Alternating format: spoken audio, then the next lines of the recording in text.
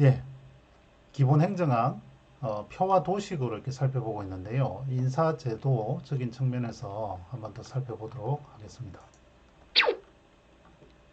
자, 인사행정은 크게 공무원 제도적인 측면, 또 공직 구조에 대한 측면, 채용 이후의 인사관리, 뭐 이렇게 크게 세 가지로 나눠서 볼 수 있습니다. 이걸 도식으로 이렇게 살펴보면 앞서 말씀드린 제일 위에 제도적인 부분, 그 다음에 구조에 관련되는 부분, 그 다음에 운영에 관련되는 부분 이렇게 말씀드릴 수 있고 각 제도와 구조는 다시 이렇게 도식으로 만들 수 있습니다.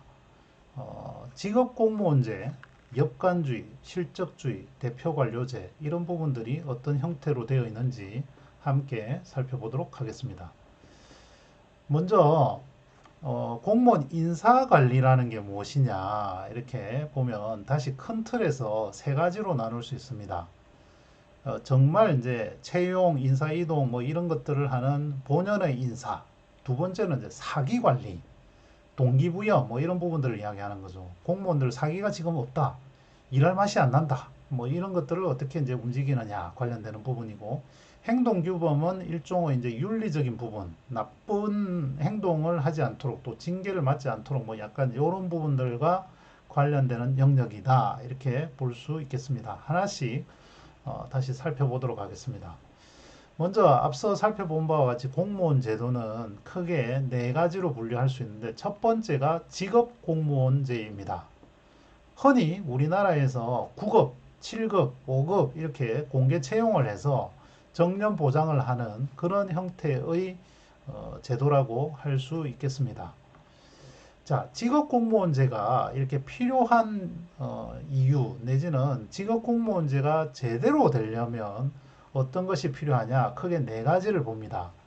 첫 번째로는 공무원 공직의 자체에 대해서 사회적인 평가가 좋아야 된다. 공무원이 좋은 직업이라는 인식이 필요하다라는 것이죠. 여기에는 어, 보수, 그러니까 급여죠. 급여가 이제 좋은 측면이 필요하고 두 번째로는 어, 이 적극적으로 모집해야 된다고 하는 거는 뭐 숨어서 이렇게 특채하듯이 아름아름 이렇게 하는 것이 아니고 왜냐하면 신문에 광고도 내고 뭐 적극적으로 홍보도 하고 이러려면 비용도 들고 근데 공무원의 채용은 1년에 연간 정기적으로 채용을 하고 그 공무원 시험을 준비하는 사람들은 뭐 9급은 언제 공고가 나서 시험 언제 보고 7급은 언제 하고 이런 것들을 어느 정도 알고 있습니다. 이런 것들이 굉장히 오랜 기간 동안 축적된 부분인데 다만 이제 계약직들 같은 경우는 조금 다를 수 있겠죠. 근데 아무튼 이제 그런 측면에서 적극적인 모집이 필요하고 또 실질적인 신분 보호가 필요하다. 정년 보장도 필요하고 또 최근에 이제 대통령이 바뀌면 또 시장 도지사가 바뀌면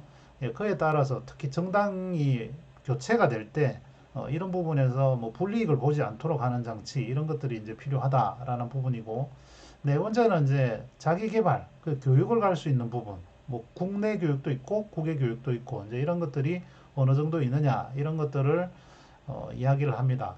우리나라의 경우에 한 80년대 정도, 그러니까 48년 정부 수립 이후에 는 직업공무원 제도가 정착됐다 이렇게 보기는 어렵고요.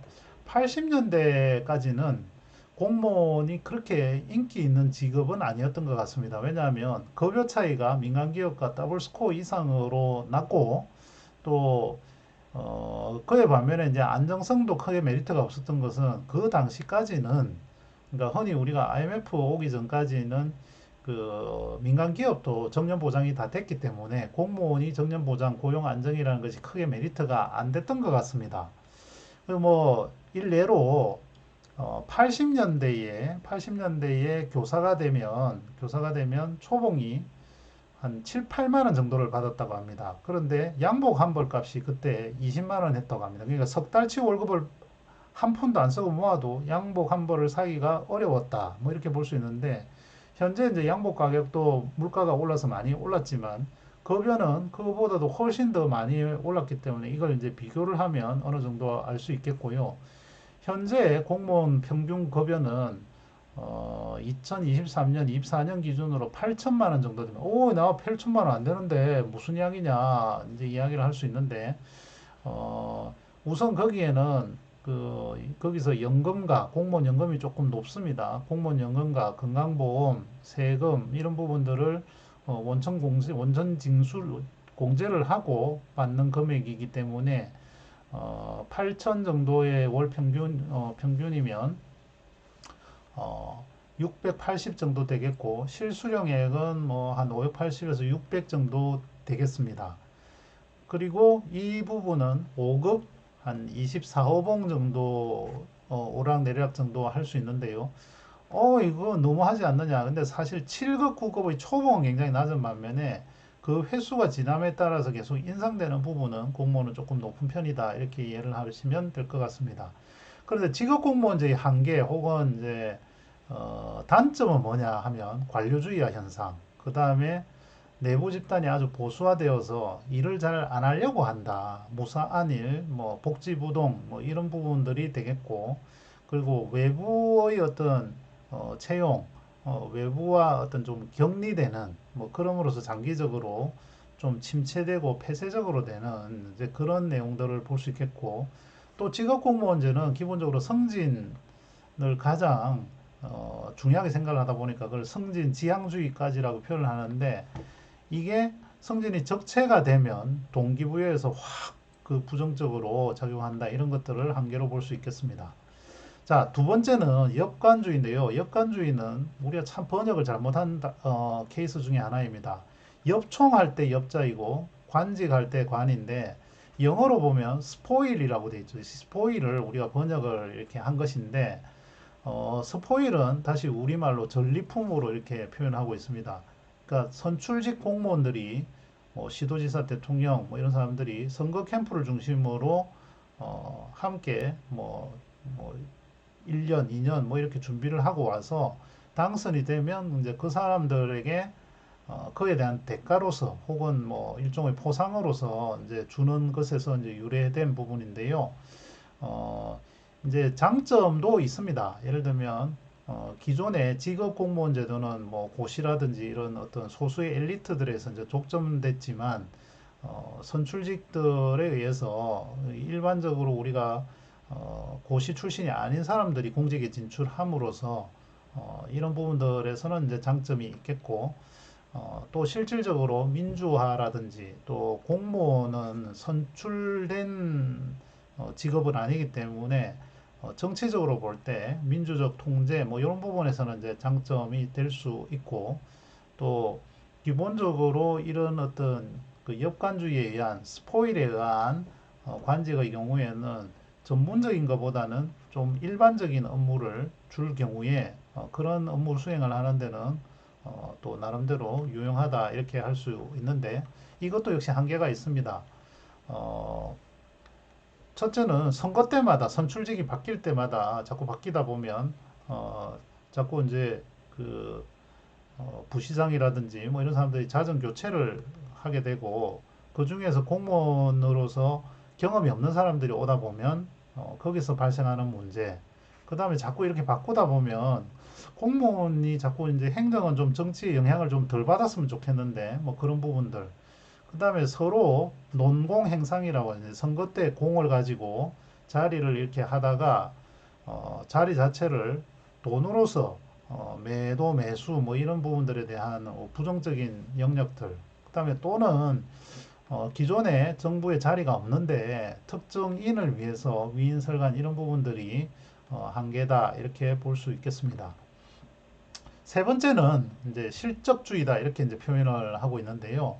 이 내용은 역시 이제 영어로는 메리트 뭐 이렇게 되어 있습니다. 이 메리트의 내용은 능력, 자격, 실적 뭐 이런 부분에 의해서 선발하는 것인데 가장 쉽게 예를 들면 전문직들을 채용하는 것 또는 이제 전문직들은 뭐 경력직으로도 채용하고 또 요즘은 민경채라고 하는 민간 경력 채용 이렇게 이제 이런 절차들은 실적주의에 의한 공무원 제도이다 이렇게 이해를 할 수 있겠습니다.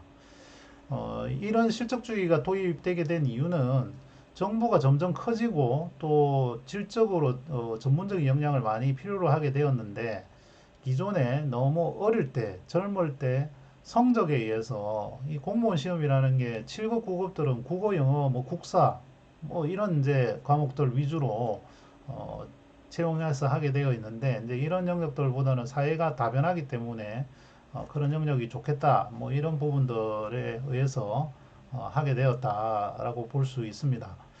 그런데 기본적으로 아까 이제 계약직은 전문직들은 계약직으로 많이 오는데라고 이제 할 수 있는데 이 실적주의는 기본적으로 어쨌든 잘하는 사람을 뭐 약사, 의사, 간호사 이런 공무원 직렬들도 채용을 하거든요. 이제 그런 사람들도 공직에 있다 보면 뭐 시립병원, 도립병원 이런 데 가보면 무사 안일 현상이라든지 이제 이런 영역들에서 단점이 나타나고 있다 이렇게 볼 수 있겠습니다.